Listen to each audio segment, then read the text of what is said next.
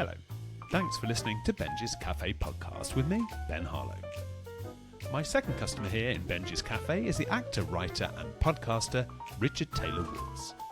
Richard has starred in the musicals Waitress, Miss Saigon, 9 to 5 and ABBA's smash hit Mamma Mia. He co-wrote and starred in the 6-part sitcom series Sponges and co-founded the international vocal group Unity. Richard is also the co-host of comedy podcast Too Good to Be True Crime with the American actor Austin Turner. He is a dashing chap, think Tom Cruise with a whiff of Harry Styles, with a light tenor to die for. Oh yeah, and he's been sober for 3 years. In this episode, we'll be talking about how Richard's sobriety allows him to juggle a successful acting, singing and writing career, and how his life is just so much better. Enjoy listening.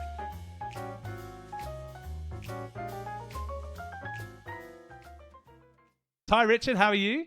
Oh, Ben, what an intro that was. I was just expecting my next customer is just some chump from Oxford. I'd have been happy with that, to be fair. But what an intro. Thanks, mate. Welcome to Benjy's Cafe. You got a little coffee on the go? Mate, I do. It's just a simple cappuccino this morning, but it's very nice. And I was saying congratulations on the opening of Benjy's Cafe, mate. Did you have any particular, person open the cafe for you? Christopher Biggins or someone from Towie? Or did you just open it yourself? No, it was self-open. I'm very good with a ribbon and a pair of scissors. It's good to be here. Thanks for having me on. Thanks for joining us. Hope your cappuccino is good. I've got a little cup of tea on the go. Cheers. Yeah. Oh, that's very nice. Oh, lovely. Have a little swig of that. Before we get into it, I just want to thank you. In 2017, I rejoined the cast of Mamma Mia on The Allure of the Seas for Royal Caribbean. And I'd heard your name around the business, knew you were a successful guy, a successful actor, but you were so bloody kind to me. Oh, and I genuinely just want to thank you for that. Oh, bless you, mate. You're more than welcome. I know what that's like when you go into a cast that's already existing and you're kind of like the new boy.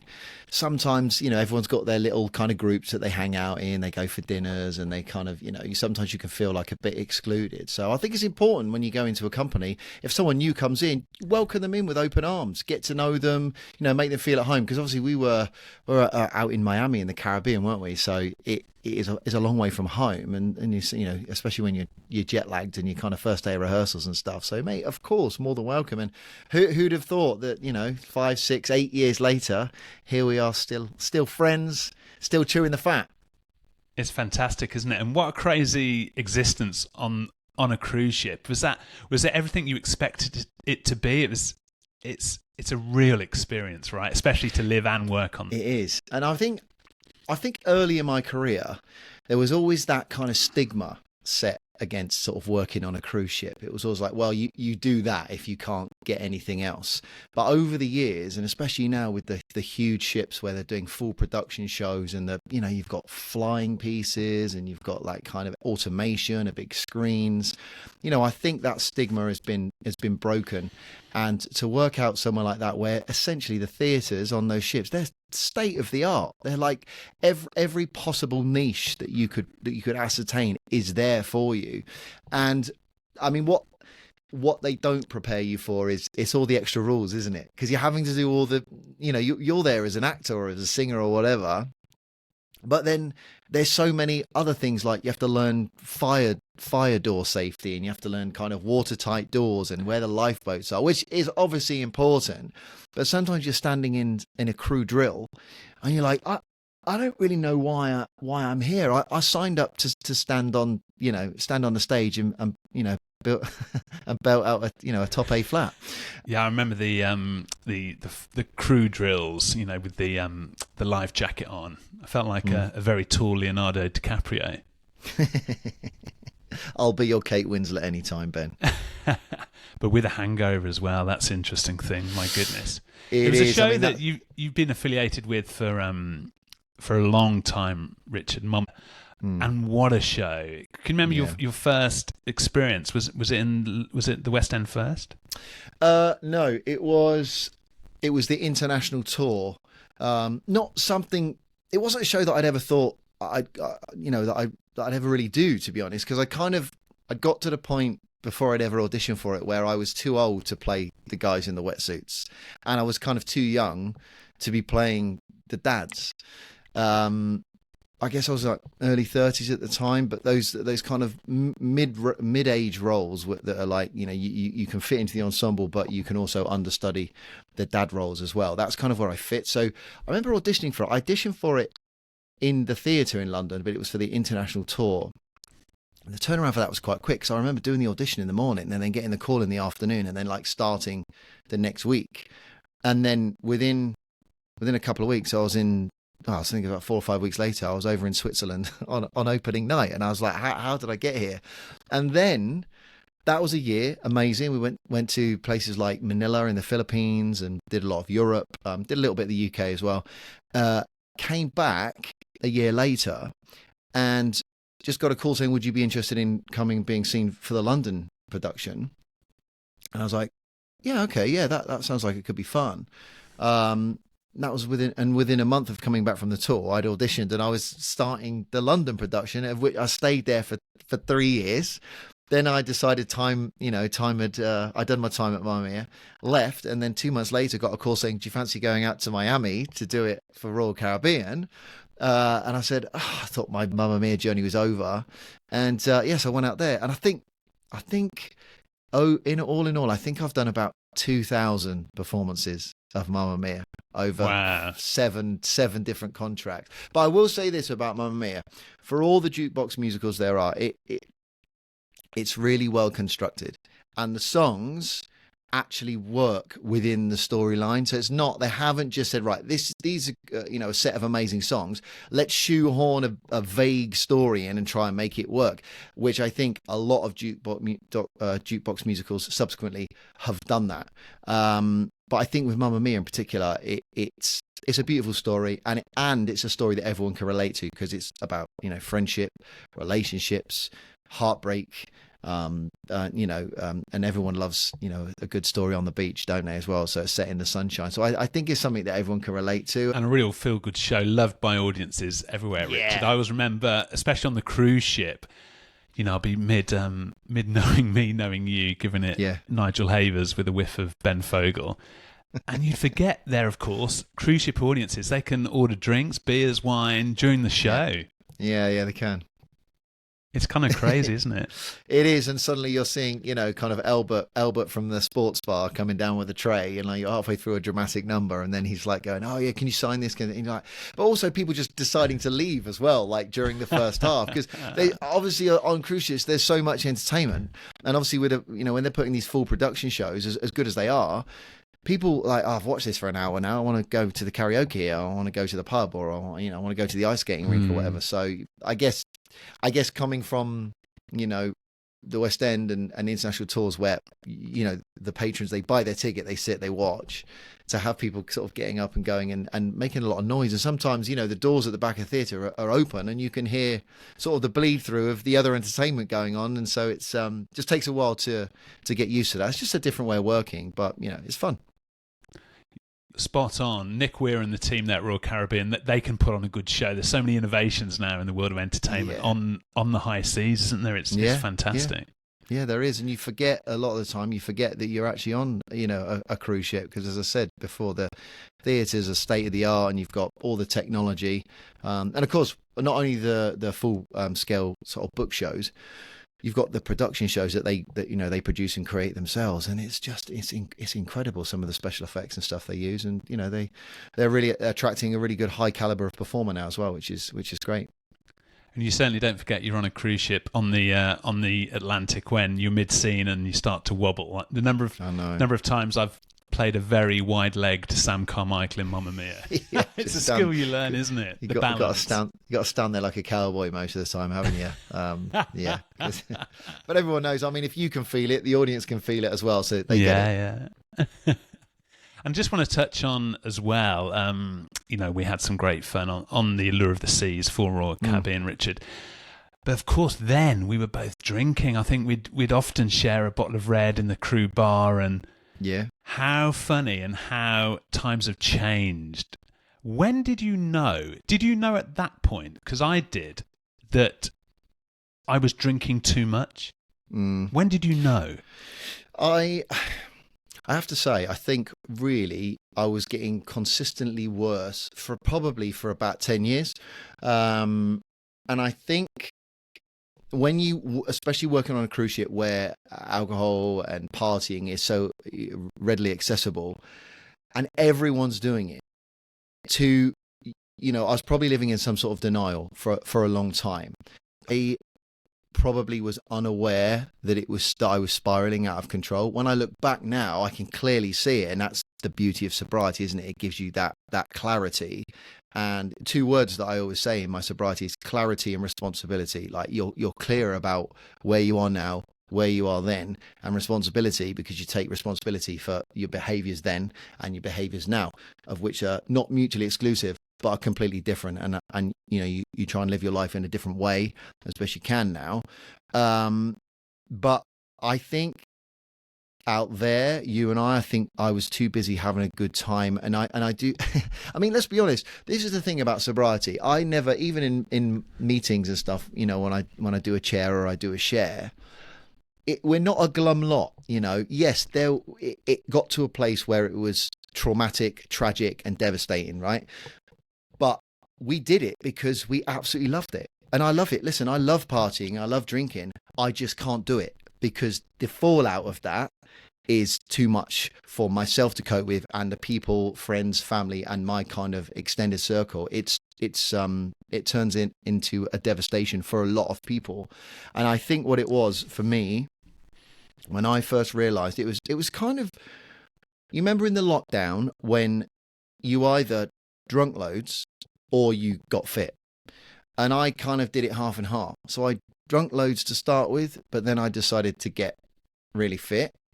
Then, as always, I find if you don't have the tools in place to keep you sober, eventually the wheels will come off and you'll be back to where you were and more. And that's exactly what happened to me. So as soon as I decided, I'm going to have a drink again now, this is before I got into the program, I spiraled too much. And then having no job, no structure, London life is expensive. I couldn't stay in my flat.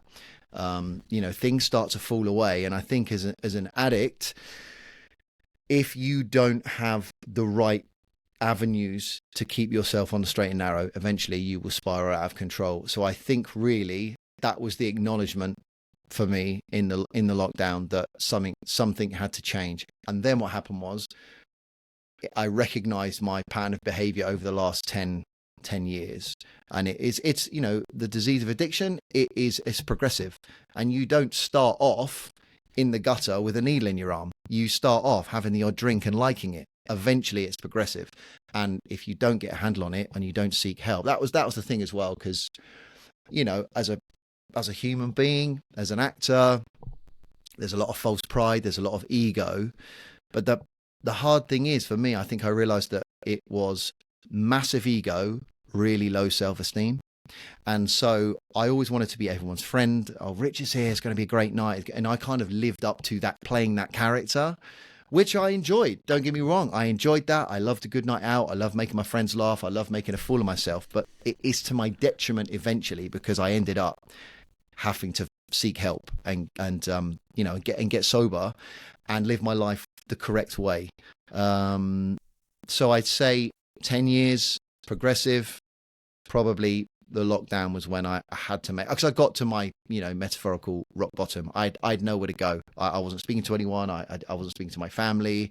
I was single. I was losing my house. I had no job, and of course lockdown was horrendous for everybody.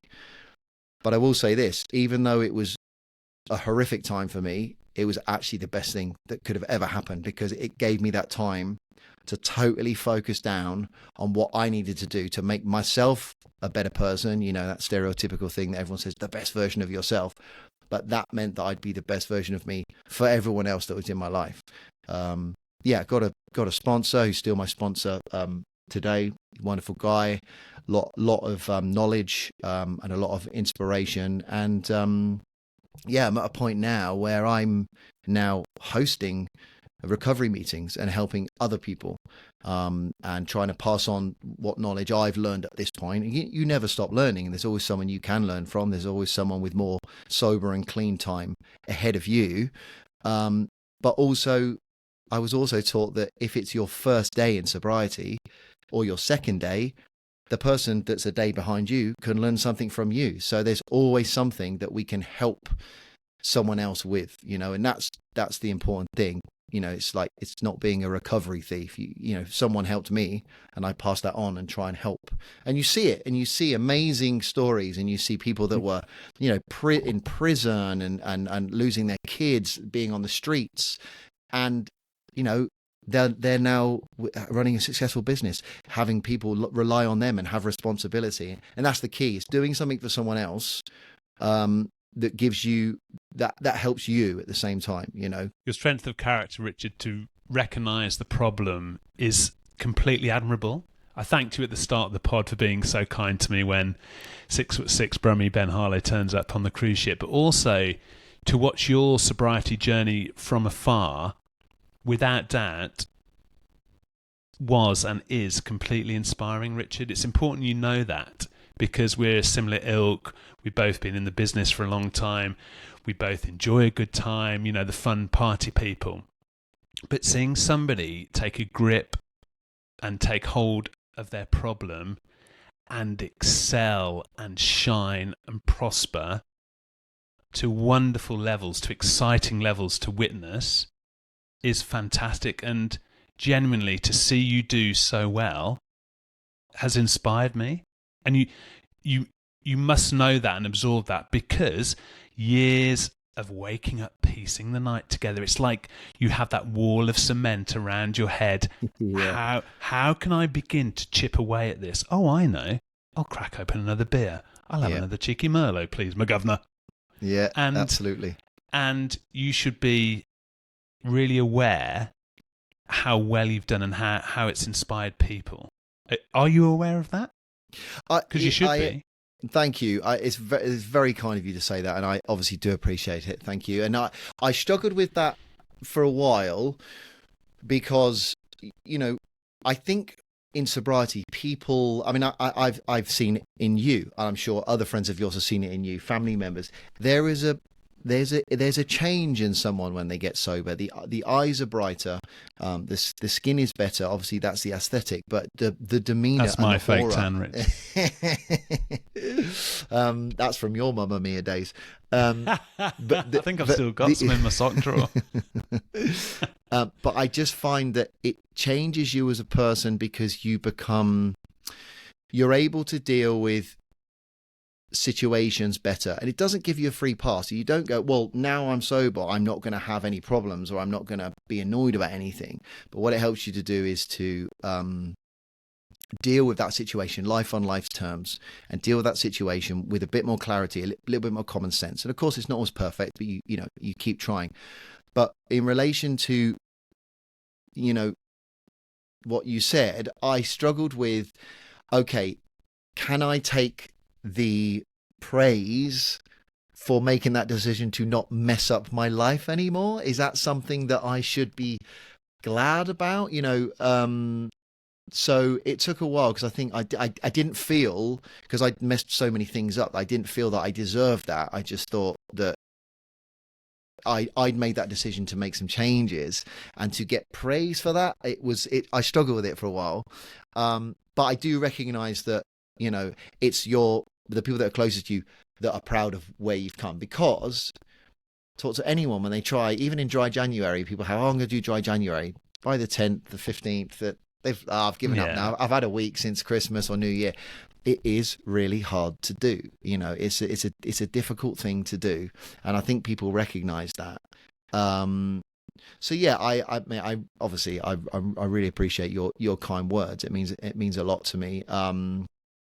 Fantastic. And can you remember your last time you were hungover on stage? And we call it the fear, don't we? Oh God, I've got the fear. When it's almost a struggle to, the words are coming and going, and isn't it lovely professionally not to have that feeling, but also, more importantly, of course, in life to have, like, life glows, doesn't it? When you strip everything away, you're your core self, and the potential is out there, isn't it? But compare that wonderful feeling that, of course some days are tough, Richard, but on the whole, life is bloody exciting.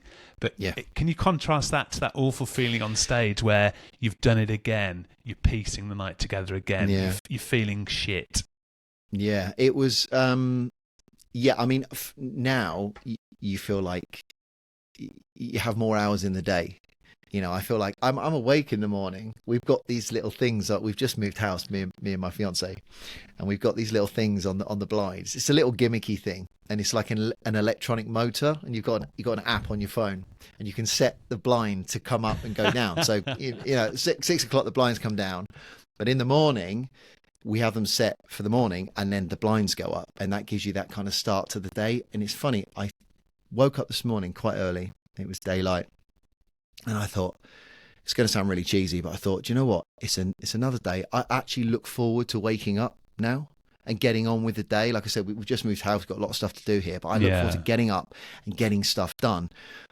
And those days when you're in the theatre and you're on stage, and I probably wasn't getting up till 1, 2, sometimes maybe 3 in the afternoon because, you know, kind of painfully hungover, maybe not much sleep, probably not getting to bed until, you know, the daylight hours early in the morning, and standing there and like sweating and feeling absolutely disgusting. And it was the sweats, wasn't it? Yeah, but then also not going, right, well, let me have something like, I don't know, like a banana and a chicken salad, then having like a burger or a McDonald's, and that just adds to the problem. And then but I think I got myself to the point where by the time that show had finished, the show that I was really hungover in, I was ready to go again. Like, so I would go to the pub like after that show, and I would sort of start again in the kind of the process. And I think being on tour doesn't help as well. And I think about being on stage where I've had no sleep and I feel like I'm like absolutely horrific. That terrifies me to my very soul. Want it because I remember, crikey, being on stage. I think it was the Palace Theatre in Manchester. Again, likewise, Richard, the sweats under the lights with the wig, costumes on. It's horrible. Oh, God, literally just forgetting my lines, and that fear and the shame. Literally for about 2 weeks, I didn't drink. It was during a matinee, the evening show. Literally, I had to concentrate just to walk. And the fear of getting through that scene in the evening show. But likewise, get through 2 weeks. Oh, I'm all right. That was just a little blip, a little hiccup. Yeah.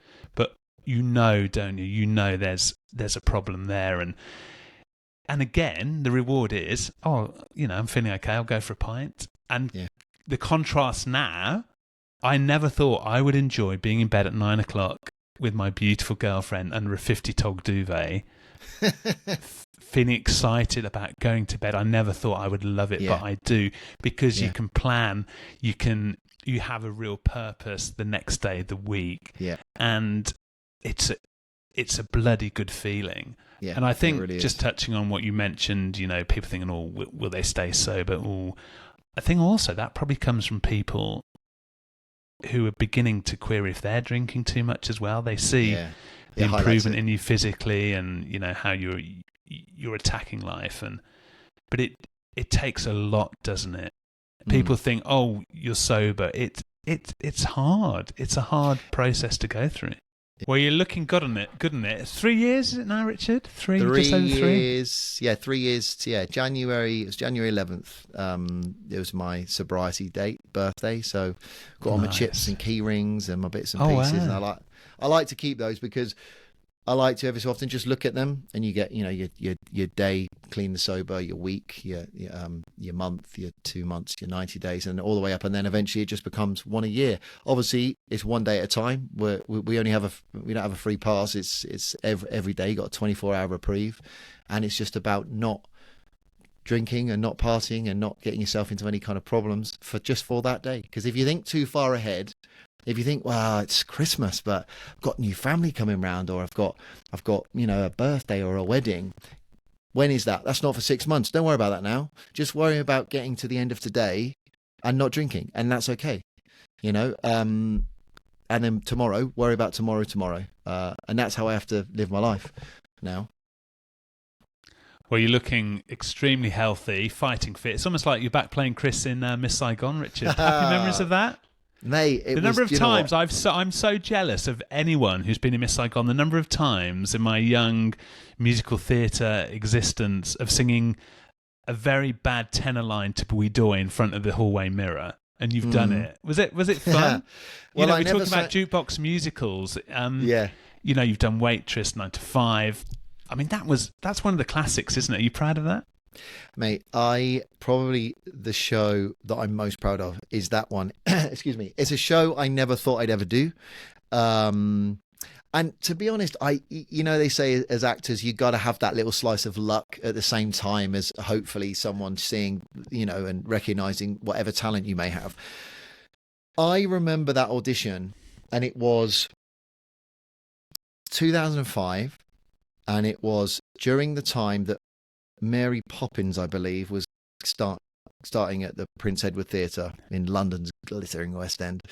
And they had to squeeze, I think it was the same production team, and they had to squeeze in the auditions between, I think it was an afternoon dress rehearsal and whatever their opening night was, something like that. So the audition was really late. So it was like 5:36 in the evening in Pineapple Dance Studios. And I love singing in there because the acoustics are really good. Sometimes it pings, these days, doesn't it? Yeah, sometimes these days you go into a room and it's like singing in your bedroom. You're like, I need come on, give me something here. I think that's why I haven't worked for about 15 years, Rich. Well, you've got a lovely high baritone, dulcet tones there, Ben. Don't sell yourself short. Yes, 100%. And so I auditioned for it, and they were looking for just one person. Someone was leaving the cast for a while, and they were looking for one person, and there was 4 of us. That was it.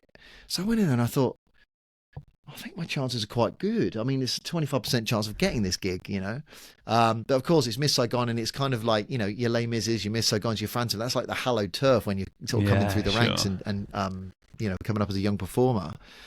And I auditioned for on the Friday.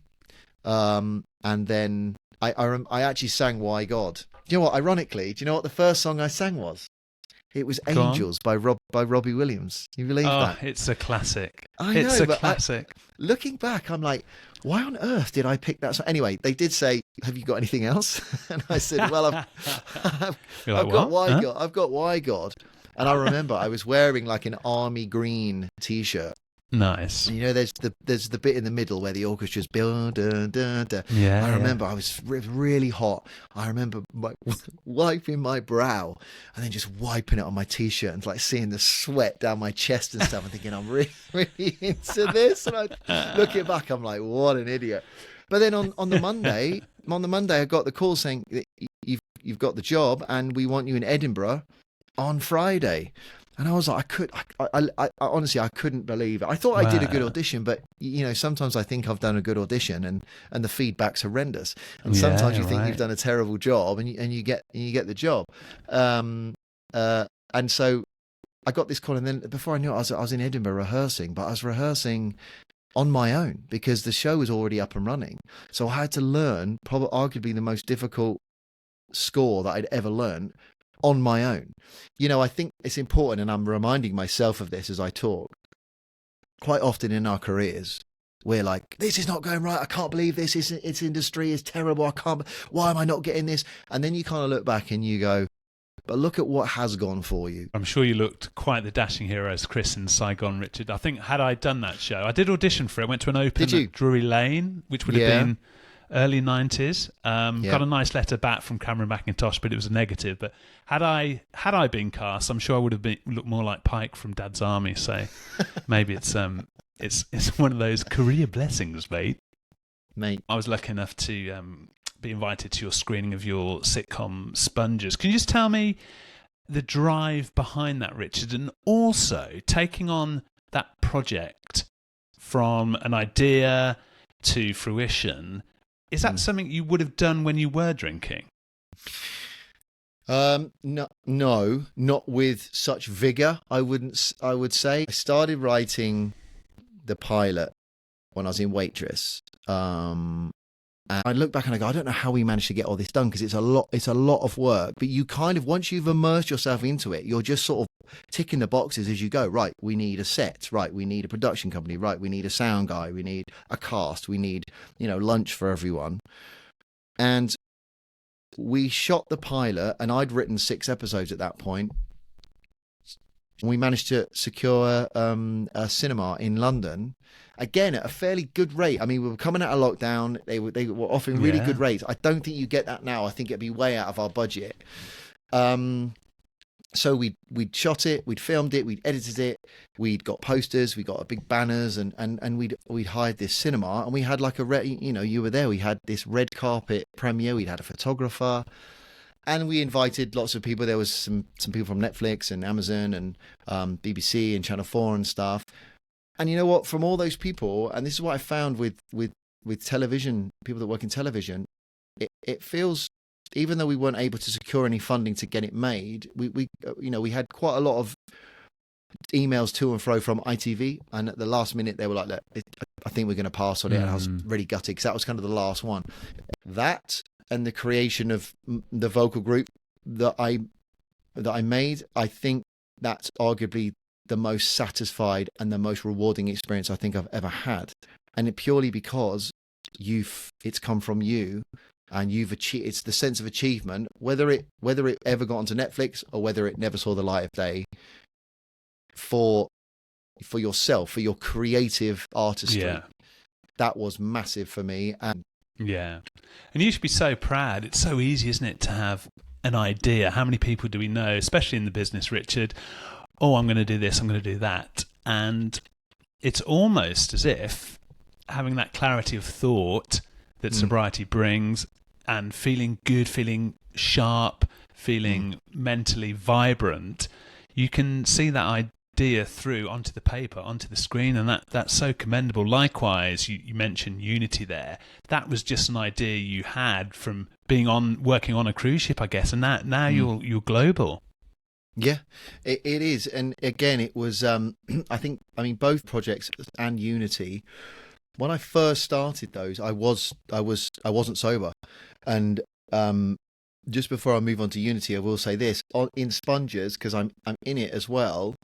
When I see myself on screen in Sponges, and then I see the pictures from the premiere, I'm probably 2 stone lighter. I look healthier. My hair's, it's not dry and coarse. My eyes are brighter. And then when I watch and I look at it on screen, and I go, God, that was a different person. And in the same with Unity, I was still in sort of active addiction, I guess, at that point. And then you see our kind of photo shoots of the band that we created, and I'm in a nice suit, and I'm a lot lost weight, and I look just healthy. So it feels like sort of 2 different people. Amazing. And it's quite nice. Do you know what, Ben? I will say this, as I've been talking to you, it's kind of nice. It reminds me of the good stuff that's happened in my life. Do you know what I mean? Of course, there was a lot of negativity, and especially before I got sober. But it does remind me of good stuff that's happened in my life. And I'll say this as well in relation to that. I met my fiance. She's never seen me as a drunk or in active addiction, or she's never experienced that at all. And I would never, and I was a year sober before we'd even met. And I don't think we would have the relationship we have had I still been in that headspace. So when talking to you now and talking about the good stuff that's happened career-wise, and then I talk about my sobriety journey, and then meeting Gemma and where we are now in our life, we're getting married in a year's time. We've just got a new house. And I go, do you know what? Life, as you said it in the beginning of the pod, life is bloody good, Of course, it's never perfect. Career stuff is the one thing that you always kind of, there's a mild stress all the time, because you're kind of thinking, well, what's for the next year or what's for the next 6 months? But everything else in my life, I have to say, is pretty fantastic. And, I work very hard to keep that as it is, because the one thing I don't want to do is ever mess that up. And if I drink again or I go partying again, I will lose everything again. And I've been there once. I know what that's like, and I don't want to go back there, you know? Completely. And sobriety, it's a beautiful thing, but everybody has troubles in life, worries, concerns, and it's so easy to forget the good times and what one has achieved, whatever you do in life. And you've achieved so much, Richard. You know, you've got a long list of credits. My goodness. Oh. Boy band, Grease, Waitress, 9 to 5, of course. You've written Sponges. And where do you find the time? You've got your podcast now as well with Austin Turner. How's that going? The podcast is brilliant. You came on as a guest. It was a fantastic episode about your knowledge of cricket that we used. The podcast. Again, this is the thing, and I think possibly in my life, in my career, having the time to do stuff, as you said, is tricky. But I've always had a keen interest in so many avenues within entertainment. So I enjoy every arm that I work on, and so I have to keep spinning those plates and just trying to balance it. It's a long day, and my brain is exploding most days because I'm trying to make sure that every box is ticked and the thing is, then I'll get approached to do something else, or I get asked about this, and I'll go, yeah, okay, yeah, I think I can do that. But they say, you know, if you want something done, ask a busy person. And as far as the podcast goes, I mean, Austin, great guy, New York lad, Austin Turner, find him on Instagram, everybody. He's wonderful. And he came to me with this idea almost a year ago now, and he said, I've got this idea for a podcast. Here's the story. And it was the story of Hans Niemann, who was a chess champion that had been accused of cheating. And the way he was accused of cheating was that he was using anal beads with a remote control on them, right? And he said, I've had this idea of a podcast, and we could each week, you know, dive into a little bit more of the story. And I said, I read it, and I did some research on YouTube about it, and I said, mate, I love the idea, but I said, I think that's one episode. And I said, why don't we try it that we do a different sort of story every episode?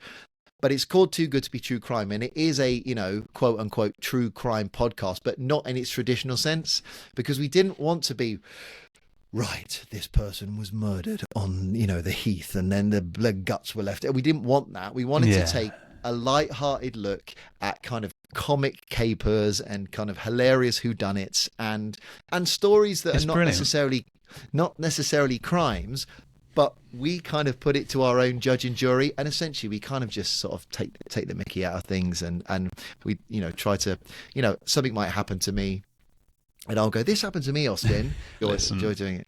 Yeah, thanks, buddy. I think it's going well. Richard, it's been fantastic to have you drop in for your cheeky white at Benjy's Cafe. We don't open for dinner here, unfortunately. Maybe we will eventually. We do a cracking breakfast, the works. We do a lovely lunch, coffees, juices. Want to ask you, what are you having for your dinner tonight? Do you know yet? Well, I say this. I've just gone vegetarian. So in the last 6 to 8 months, we've just gone vegetarian. And it's been enlightening, to be honest. And I've really enjoyed it. So, and I will say this, I had a tiny little bit of beef in a little low-fat vegetarian curry yesterday. And it's really disagreed with me today. Really? So if that tells me anything, that means that I've made the right decision. So I'm clean, I'm sober, I'm vegetarian, I drink lots of water. So tonight I will see what's in the fridge, but it will probably be a Beyond Burger. You know, Beyond Burgers, the sort of vegan vegetarian burgers, with some homemade fries and probably half a plate of vegetables, mate. That's probably what we'll be having this evening. Yeah, I'm trying to do a shred. Trying to do a shred, you know, shred it up. But you're looking very healthy. It's great. Like the skin's better, isn't it? No booze, the eyes. You got that sparkle. Hair's you're looking good, man. You're looking good. Thanks, buddy. As you are, your good self. Why, thank you. Yeah, and don't forget, download the podcast, Too Good to Be True Crime. Fantastic listen. Richard, when I'm next on a cruise ship, I hope I'm on there when Unity are performing as well. I'll swing by and I'd love that. Come and have come and have a listen. Pants. Well, I was on a cruise ship once, and there was a Queen tribute act, and they were fantastic. Played all the hits. We're in the bar afterwards, and in there walked in for a beer. You know, you could tell that Brian May had the perm, and people were like, oh, that's the guy who was Brian. And then this little chap walked in behind him with a little tash, but he was bald. And I was like, who's that? And I was like, it's Freddie Mercury. And he sprayed his hair on for the gig, which I used to do, of course. Yes, we've all been there. Before the new locks arrived. My goodness. But it's generally been fantastic to have you swing by, Richard. Congratulations on your career, on your sobriety, your new home as well. Yeah, it's going really well, mate. It's been a pleasure chatting to you, and congratulations on the opening of Benjy's Cafe. I'll be tuning in to I've already subscribed, so we'll be listening. Oh, good man. Thanks so much. Enjoy your burger tonight. Thanks for joining us, Richard. Thanks, buddy. See you later, mate.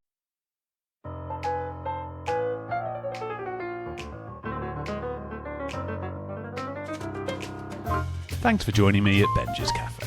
Hope you enjoyed listening to Richard and your coffee too. Make sure you hit follow so every episode gets sent straight to your phone. No booking required, available wherever you get your podcasts. In episode 3, I'll be chatting to the actor and winner of ITV's Dancing on Ice, Hayley Tamerton. I'll get the kettle on. Have a great day.